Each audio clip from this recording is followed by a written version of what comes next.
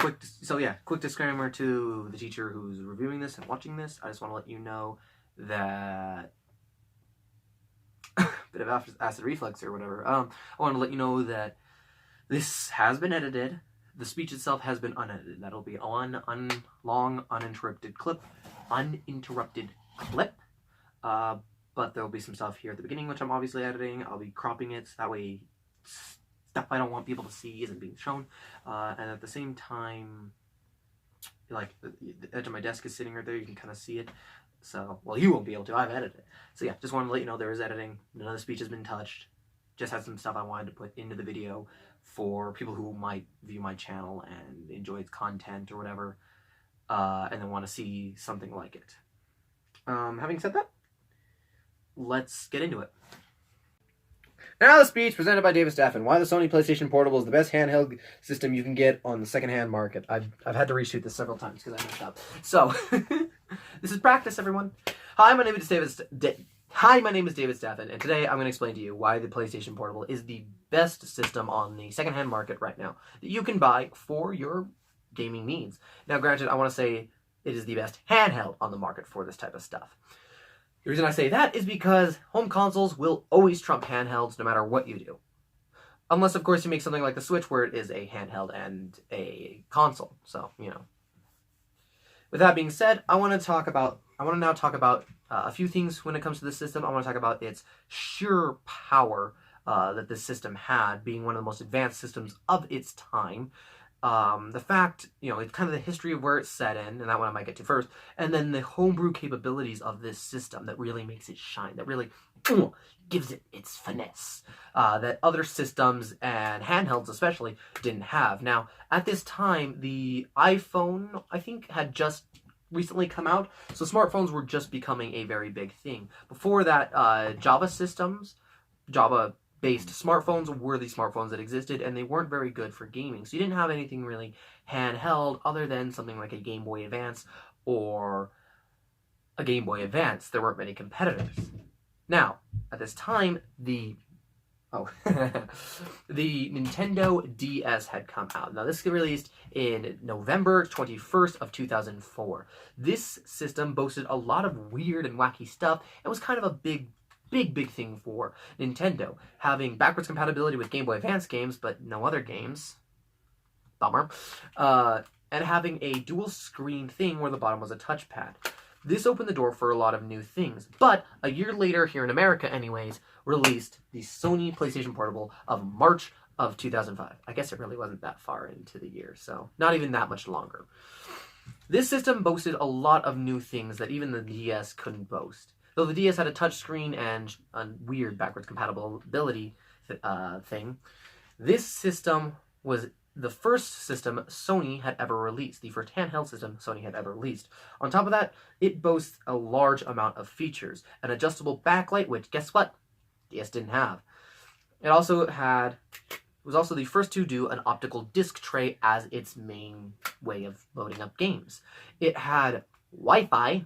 Interesting, isn't it? It also had an analog nub. Now, this analog nub is what I call an analog slider. Some people call it a nub. Some people call it just an analog stick. But it doesn't have that ability to press in and act as a button as an analog stick would have. But it was the first to do this analog slider type thing. The Nintendo 3DS would follow suit along with the PSP's predecessor, the PS Vita. Whoa boy! So, with that out of the way, I want to mention that this system has a 333 megahertz processor. Now, that's slow compared to certain phones and stuff we have these days. But remember, this came out in 2004 in Japan. This thing is ancient at this point. This system also has the ability to, again, connect to the internet with its own built-in web browser that was released in a later patch for the system. Firmware update, anyways. This system also has, I can't remember what it is. Oh yeah, it has video out. Something I kind of forgot about.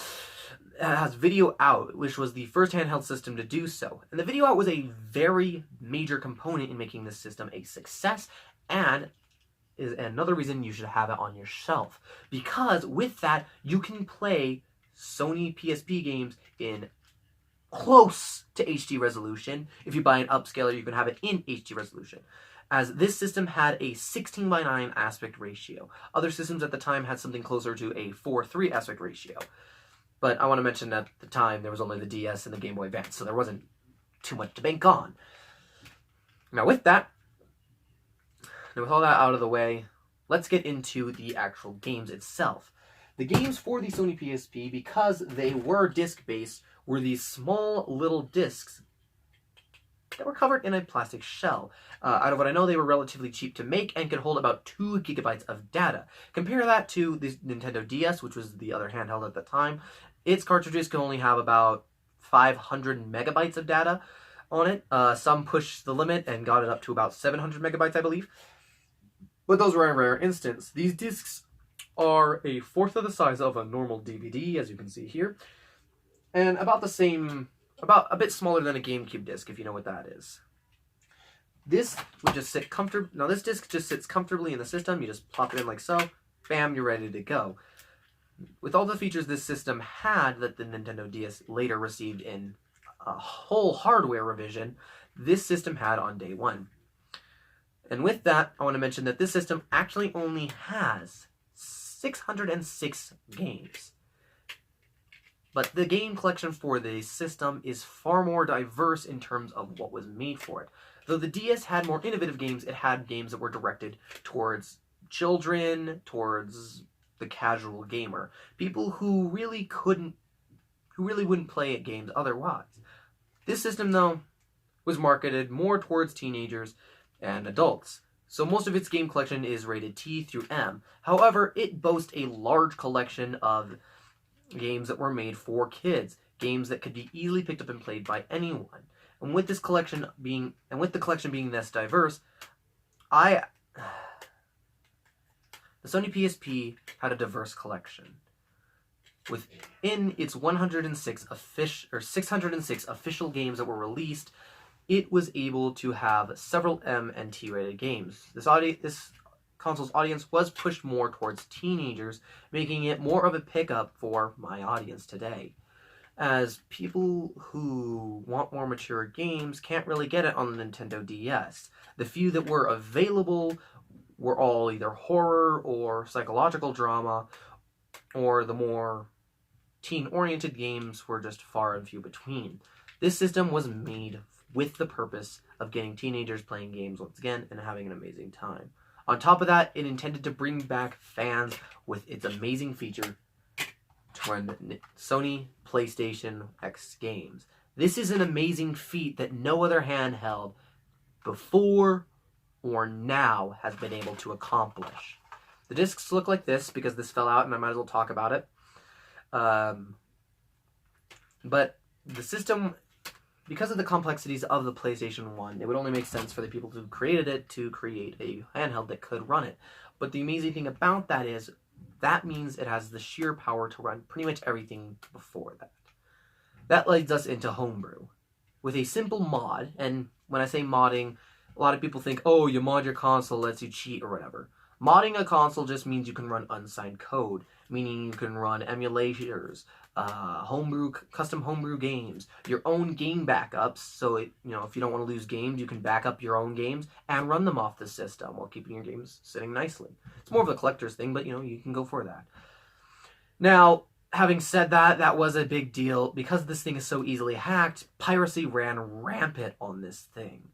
But that's not really an issue for most people. If you're a good game collector and you just want to have a fun game time, or if you're someone who's looking to get into games, obviously you're not going to be someone who pirates, right? So that's not an issue that you need to worry about. And I don't recommend pirating in the slightest, so let's keep that in mind. I also don't recommend sharing games that you dump. Whenever I talk about a console, I always talk about its hacked features because of the thing that they're just so good. With a simple SD card, I have a 16 gigabyte SD card here, if I could get it out. Okay, I have this memory stick adapter with an SD card inside of it. You'll have the zoom up right there. That shows you that the system has 16 gigabytes worth of data that I can put on here. Meaning, I could, if I had connections to the to the Sony network, which was a store that was available to download and play PlayStation portable games, movies, and PSX games. If I had access to that, I could download a metric crap ton to it. But I'm a homebrewist. I'm a modder. Having modded this, I'm able to run a whole slew of games that other consoles just could not. I am able to run Game Boy, Game Boy Advance, Game Boy Color, obviously, I don't know why I missed that one, and Nintendo 64 hardware. I'm also able to run NES and Super NES, but I thought that was a given. That's something that even the Nintendo DS can't dream of, and its predecessor, the 3DS, couldn't even attempt if it wanted to. This system is able to do what 5 years of technology is still not able to do. Somehow. With that being said, the added bonus of being able to play PSX games means you can take your entire PlayStation collection, make a rip of it using your computer, create a version that plays on here, and just run it. For the most part, this system is, and because of that, you can take every game, pretty much any game that you want for this system, and run it on here. Well, anything before the original PlayStation, will run on here. Mega Drive, Genesis games, just to name Sony's or Sega's stuff. PSX games, obviously, and PSP games had a lot of PlayStation 2 boots. PlayStation 2 ports. For instance, Star Wars Battlefront 2, Star Wars Battlefront was also ported. There were the God of War games had ports for them, as well as new games made for it, and it just runs amazingly. Now, some of the games have been downgraded graphically or are missing a lot of features that they would otherwise have. For instance, enemies, there aren't as many in Star Wars Battlefront, but still, this system can basically run Sony's collection. If it's worth having on here, it pretty much is on here. With that being said, you will have to buy yourself about a $10 to $12 adapter if you want to fully take advantage of the homebrew, as well as something like a 16GB SD card. Anything that is below 16 gigabytes is pretty much too small to run the whole slew of homebrew. With that being said, though, I forgot to mention the actual homebrew games. I was just mentioning emulation and other game systems you could run this. This system has a lot of homebrew games, a lot of Zelda ports, or a lot of Zelda games that were created by fans are playable on this. There are 3 created by a man I don't remember anymore, but I have one of his ports on here, and it's amazing, or games on here that he ported from his PC to this, and it's amazing. There is Quake. There is a port of Quake to this thing. Do you know what that means? Oh, goodness. There's ports of Doom, but, Doom's ported to everything, so that's not as impressive. But actually, fun fact about the Quake port is that the Quake port itself has been modded to run other games, or other custom games. Like Half-Life has a little bit of a test map that's been created within that engine that runs really well for the most part. It gets a little buggy. Slenderman was also recreated using the Quake PSP engine.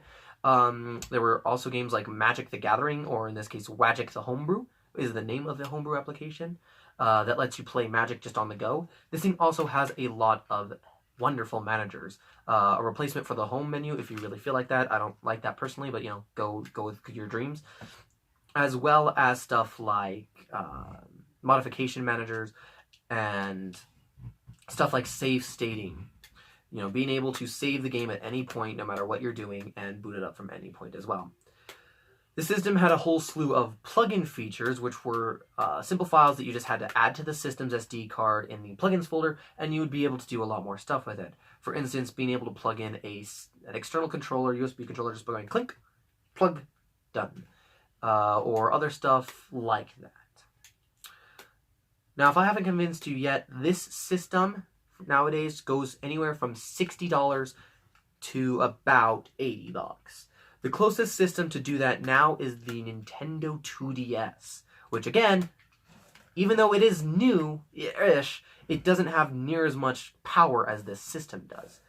And a lot of people might be shaky about modding this console, but the PlayStation Network is still available. It's just not available to me because my internet connection is dumb.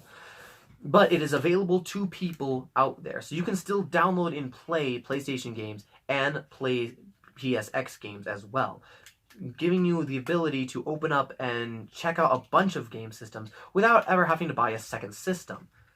This is the all-in-one package, especially if you mod it. If you mod it, it is an all-in-one package for sure, giving you the ability to play every old system you could want to play. Granted, not every emulator is going to have 100% compatibility with every game, but it will allow you to open up your doors and broaden your spectrum without having to buy more systems. It's an amazing thing, and I would recommend buying one. Thanks for listening to this. Bye. Okay, so that's gonna do it for today. Thank you for watching. If you enjoy it, subscribe, I guess. This is my schoolwork channel. This is where I do all my school. I don't post here very often, except for certain school assignments that require some sort of video and stuff.